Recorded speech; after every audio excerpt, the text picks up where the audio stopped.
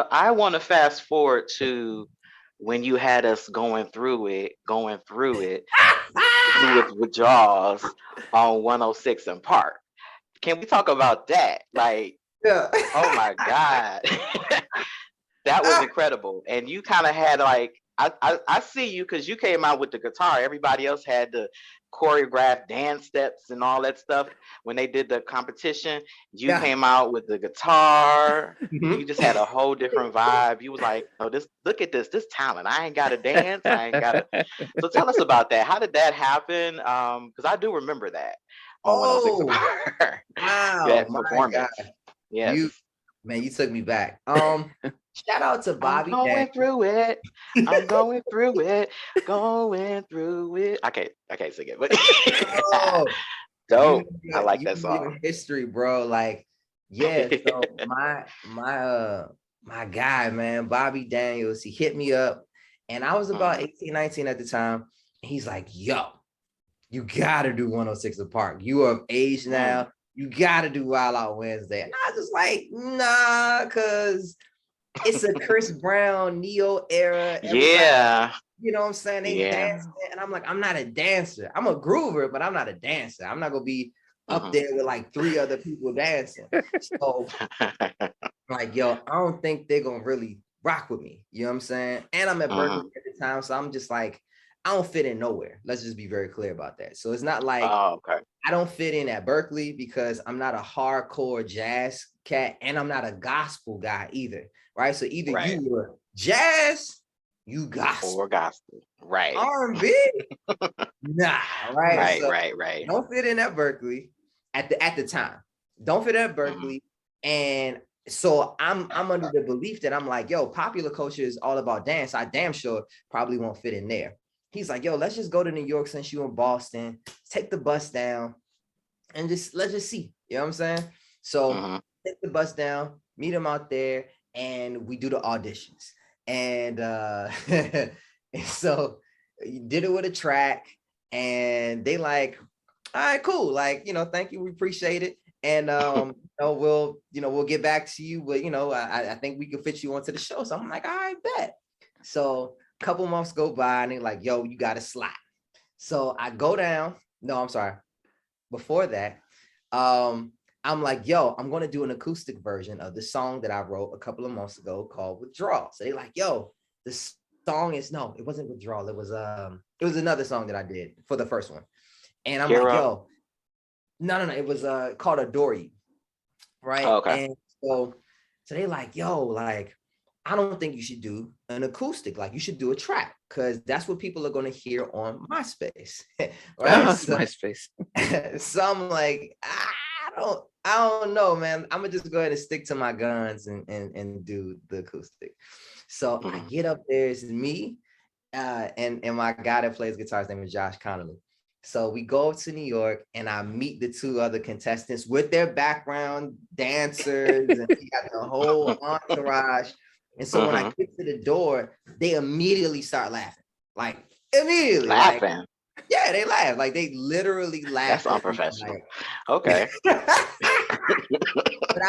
but I remember it was like, yo, when I was That in might high have been an intimidation tactic, though. Maybe they're trying to intimidate you, make school, you feel because of insecure. the fact that I just didn't fit in, right? Like they like Oh, okay. dancers, like you don't even look the part. Like you ain't got the S curl Oh, going. yeah, You got, because that was an era of the Chris Brown and the yeah, B2K kind like of dance and stuff. Yeah. yeah. So, whether it was like them laughing out loud at me or whether it was like you could feel when someone is like when like a group of people are looking at you and just kind of snickering and just saying Like, yeah, yeah. slick stuff, right? So Right, I right. knew that I was like, I'm not a favorite amongst my peers right here. Mm, But I'm here, you know what I mean? And I knew like God had told me, like, yo, your life after this moment, your life changes, right? So I'm like, I don't mhm. know what that means, but I'm here for it, and I'm here. So I'm automatically thinking, all right, Kev, listen, we're gonna give it a valiant effort. Hey, I made it on television, but I'm pretty sure I'm gonna lose. I'm pretty sure I'm gonna Oh, lose because yeah. because of what the peers did to me. So I'm like, if my peers are feeling that way, then I can only imagine the crowd. So I'm like, all right, well, let's just go and do it, right? Like, let's, so I sing, do that whole thing, and the results are coming in as far as the numbers and the percentages, and so they like, and Kevin Ross wins, and I'm like, what? This is crazy.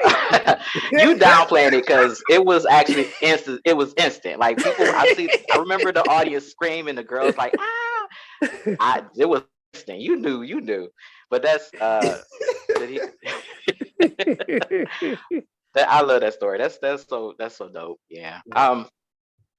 Yeah. So another question I wanted to ask is, can you tell us about your first single? What was that like? Like when you had your first single released, how was that? What was that experience? Were you excited? Were you nervous? I mean, it depends on what people think my first single is, right? Yeah, because was Withdrawals released as a single? None of them were, because remember, that's MySpace days, so that's like, I didn't even have that a don't deal. count. I didn't have a deal until years later. So technically, right. You want to be technical. My first single was Long Song Away. And that was right. I do remember that. A long time ago. You know what I mean? Like, and it's, it took a long time from, the story that we just talked about to there, because here's what happened. What God was trying to show me with 106 and Park is that there's power in your truth, right? And truth doesn't change with trend.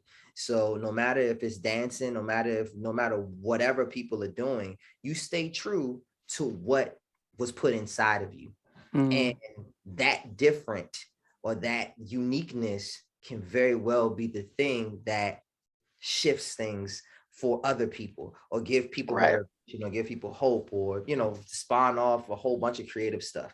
So I lost that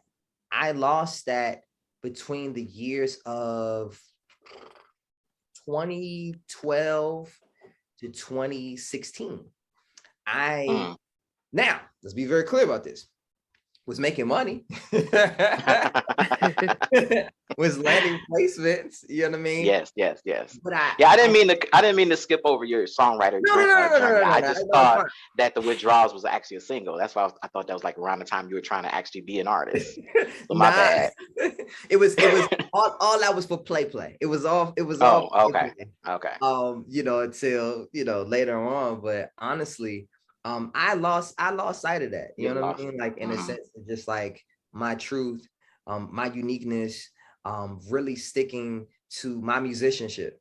And because it wasn't cool. I remember getting signed and they were like, hey, so can we not talk about you going to college? Because that may not be something that people can relate to. And I was yeah. It happened to me. So I mean, it's a part of my life, but we can keep it out, whatever. You know what I mean? So it was certain things that they were slowly trying to strip away from me to try to make me as relatable as possible, when my story and who I am and the music that I like made me unique. So, when you're fighting with the powers that be that signed you, and you've cultivated a sound, and then they're like, that sounds cool, but we're going to put you on to some new stuff. And what ended up happening was, God made that time period in a sense to say, Kevin, they don't know what they're talking about, and you aren't confident in you yet. You don't know who you are yet.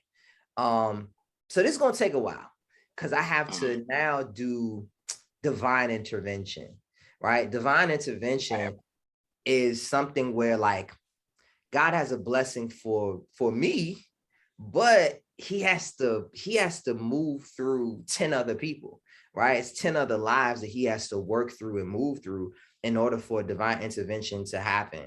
And so it took 4 years for that to happen, to say, Long Song Away was written and produced by me. So God kind of kept that to say, don't let them do nothing with this. And even though they're going to make you do all these songs and work with all these people, and it's all great and it's all good, but this is what I have to do. This is my that's set aside for you. Yeah, this is my promise. And even though the people around you don't understand that promise yet, we're going to hold on to it because it can't be thrown away or discarded. Not this, right? So he put it on to the side. I forgot about it. You know what I mean? And I just kept working. And then eventually I get a call and they're like, yo, like, you know, either we're going to keep working on music to get you this popular, cool song, or Long Song Away. And I was like, Long Song Away? I was like, who the hell likes Long Song Away? And it was so far removed from me that I didn't know what God was doing. And I was just like, at that point, all my mind was thinking about is I just need to be released. I need to put out something because this is driving me crazy. Right. You know what I'm saying? It was too much stop and go. The Glade commercial thing and all this stuff, and touring with Max and Neo. And I'm like, yo, when am I coming out? If Long Song Away is my ticket, I'll work my way out. Whatever, like, let's go. So put out Long Song Away. It goes #1. And then that's when God is like, he taps me again. He's like, remember what I told you as far as like truth don't change with trend and be you. He's like, you know, you wrote and produced that, right? And I was like, oh my gosh, I went through a whole radio run of weeks and months, and I had not opened up my mouth to be like, I wrote and produced it, because literally it didn't hit me until God was like, yo, like this is your path. And he made it so like every trend that happened, in the sense that it was like all of the songs that really resonated with people were except for I think maybe like Don't Go, right? Outside of that, a lot of those songs were written and produced, or by me. And so I was like, what are you trying to tell me? It's like you're more valuable than what you give yourself. And the work that I put in you is a lot more profound. But he's like, do me a favor. He's like, I need for you to tell everybody else that too. It's not just a you thing. It's a thing to say that each and every person that you encounter is just as important, because I took the time to make them as well. So if you've battled with that, then maybe you can help somebody else by spreading that, by saying you're necessary, you're valuable, be great, whatever that is. So going back to your question. No, I love it. Keep going. This is inspirational. We need to hear this. Long Song Away was my first single, and it was nothing but God that made that happen. I can't say the label. I can't even say myself. It was something that was really designed, divine. Thanks again for watching, guys. And before we go, don't forget to hit that like, share, and subscribe button. Yeah, and also remember to turn on the notification so you can know when we have another show. But thanks again. That too.